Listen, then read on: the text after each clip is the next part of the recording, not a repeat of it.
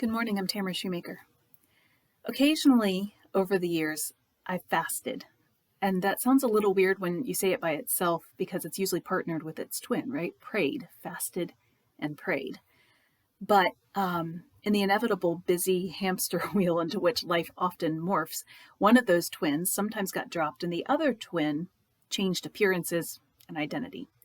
What I mean is that when I decided to fast, I had every biblical intention of, found within those 66 books of the Bible, of humbling myself and seeking God's face and repenting of any sin that I had in my life. And then with urgency, targeting the enemy in intercessory prayer. And every one of those things are good things. But because of the aforementioned hamster wheel, too often I would get distracted or lose focus, and the prayer twin would slide sideways. And what happened inevitably then, the fasting twin would turn from a tool of spiritual warfare into a diet. I was still fasting for all the intents and purposes that I had started out with, but I was keeping an eye on my bathroom scales. I was looking up liquid cleanses. I was considering myself, still fasting, but the nearly irresistible carrot of the ideal body dangled brightly in front of me. So there are all sorts of problems with this, and most of the problems can be wrapped up in the word distraction. And whoo boy, does our enemy know how to use distraction for his purposes, right? There's an old Jerry Lewis movie called Who's Minding the Store? We used to watch it a lot growing up. And at one point, Jerry Lewis, I forget his name, his character name, but I'll call him Jerry Lewis. Anyway, at one point, Jerry, he's a dutiful but terribly clumsy salesperson. He helps to unload a supply truck in the back of the department store that he's working at. And he picks up this huge mirror that's just a little bit bigger than he is. And he takes it and he walks it down the truck ramp. But because the mirror is so huge and unwieldy, he loses his balance and he stumbles around to recover it. And while he's doing that, the mirror that he's holding catches the sun and it shines directly into the busy stream of traffic passing the store.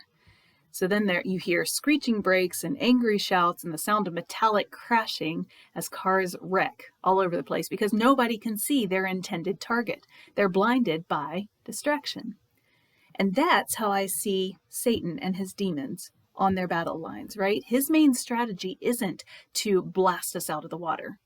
His methods are far more effective, right? He constantly flashes brilliant, pretty, eye-catching distractions that keep our attention from our master, our commander-in-chief. Sometimes if we let ourselves turn that way, the distraction can look a lot like our actual target, and we begin to rationalize the distraction as being the actual target. And Esther, the dear girl, is now surrounded by pretty things, right? Beautiful things. Things like luxury and ease, things like attention and instant gratification. Does this sound at all like the American dream, right? The pursuit of happiness. Just curious. In her place, I imagine it would be very, very, very difficult not to feel like the chosen one, right? Out of all the many, many girls brought before the king, he chose me as queen. Perhaps she's even allowed her Jewish identity and the one true God associated with her people to sort of take a back seat. There's no scriptural basis for those speculations that I'm making, but I'm acknowledging the habits of the enemy, right? Distraction.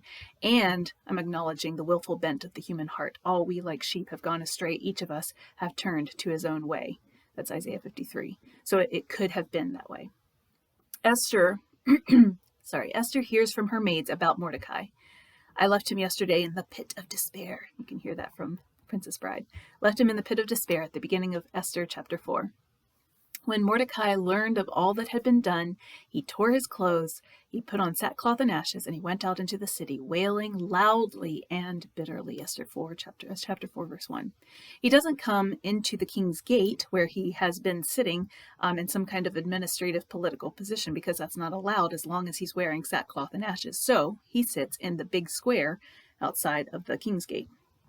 And while he's there, Esther's maids tell her the tale of this man named Mordecai, one of the leaders at the king's gate, now humbling himself by prostrating in sackcloth and in ashes in the square. And Esther is in great distress. She sent clothes for him to put on instead of his sackcloth, but he would not accept them. That's Esther 4:4.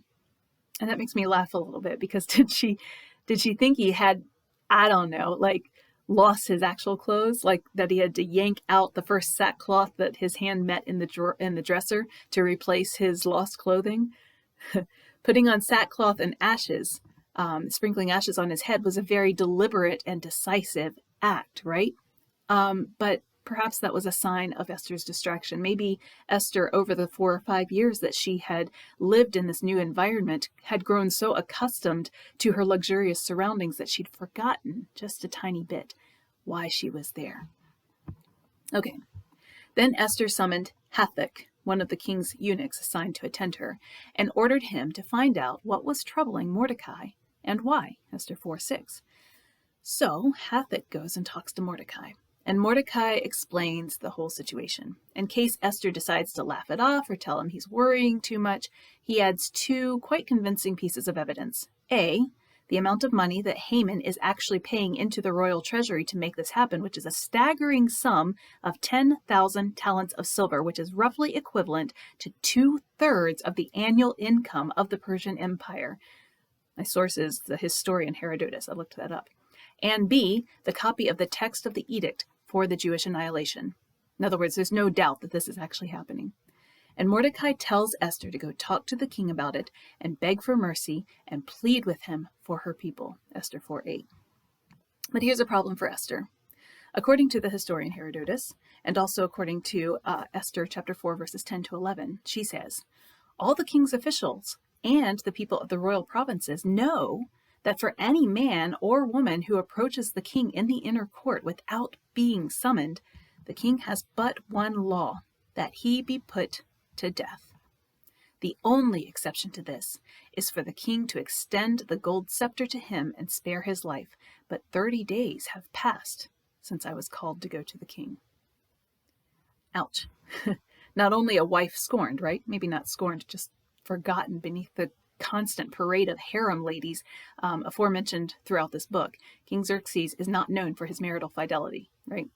But now everything that Esther represents is on the line. Her background, her culture, her people. Maybe a minor thought flitted through her head that, she could hide in plain sight, right? She's pretty. She's still sometimes got the ear of the king. He doesn't know she's Jewish. But Mordecai tamps any distraction immediately. He steps right in the way of the enemy's mirrors and he blocks their blinding influence. And he says, do not think that because you are in the king's house, you alone of all the Jews will escape. For if you remain silent at this time, relief and deliverance for the Jews will arise from another place, but you and your father's family will perish. And who knows but that you have come to royal position for such a time as this. You can almost hear the theme music behind it. Da, da, da. Story climax. Here we sit at the peak of the Esther story. Will she or won't she? Everything rides on her decision. I've been thinking a lot about Esther lately, right? Not just because I've started studying the book and, for this blog, but I've been thinking about how God orchestrates events and times and seasons, and then he fills each one of his people with the ability and the fortitude and the gifts to be able to do what he asks. But we have a choice, right? Esther didn't have to go to the king. She could have decided to write it out, stick her head in the sand, go with the flow. It would certainly have been easier, right? She might not lose her job over this, being queen, which is an important job. She might not lose her friends over this. She might be able to be a round peg in a round hole, just slide smoothly into place. No waves, no disruptions. So easy. But God did not put her in her position to fit in. He put her there to stand up and stand out. She and her father's family would perish, true, but she had the choice. Do I step out against the odds, or do I step back and let the odds take me? So she made her choice. But first, look at what she tells Mordecai. Go, gather together all the Jews who are in Susa, and fast for me. Do not eat or drink for 3 days, night or day. I and my maids will fast as you do. And I'll bet she didn't even think about a bathroom scales a single time during that time. When this is done, I will go to the king, even though it is against the law. And if I perish, I perish. Girl gives me chills. This is where I want to live, right here, right? Not in the dread of if I perish, but in the absolute, rock-solid certainty that I am stepping out, standing tall, being in that place where I have been brought to my position for such a time as this. Notice that Esther makes her choice before she goes to the king. She makes her choice before she even fasts.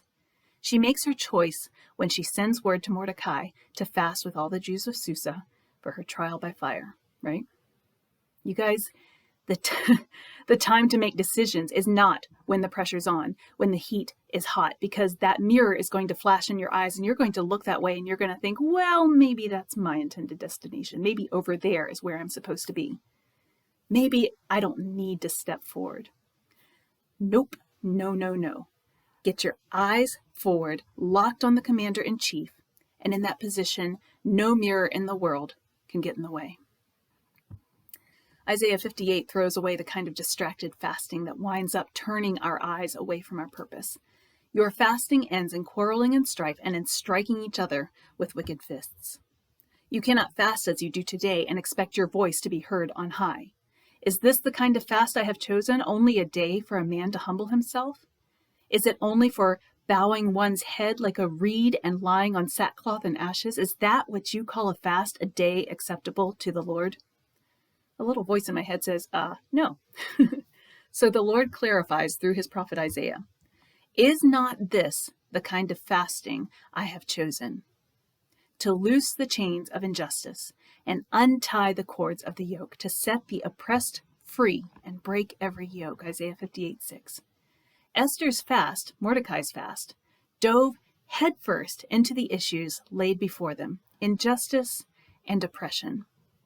Both of them, both Esther and Mordecai, they stand on the threshold of this war, themselves center stage actors in this play, right? And they have a chance to do something about it. So distracted fasting, mirror watching, is not for them.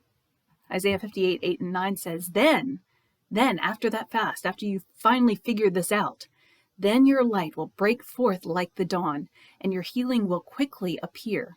Then your righteousness will go before you, and the glory of the Lord will be your rear guard. Then you will call, and the Lord will answer, and you will cry for help, and he will say, Here I am. Church, we're on a battlefield. Some of us are still in sackcloth and ashes. Some of us are mirror watching. Our commander-in-chief is right in front of us. Are we going to train our eyes on him, or are we going to get distracted? We have a choice. Make no mistake, we are in a global spiritual battle, and our master has mapped out the battle strategy and given us our directions. He's pointed to the different positions where he's placed us, and he said, stand firm, Ephesians 6:14. So, will we stand when the heat gets hot and the volley gets going and the mirrors get blinding? We need to decide now. If I perish, I perish. And who knows, but that we have come to royal position for such a time as this. All right. Tomorrow, Esther chapter 5. I'll see you then.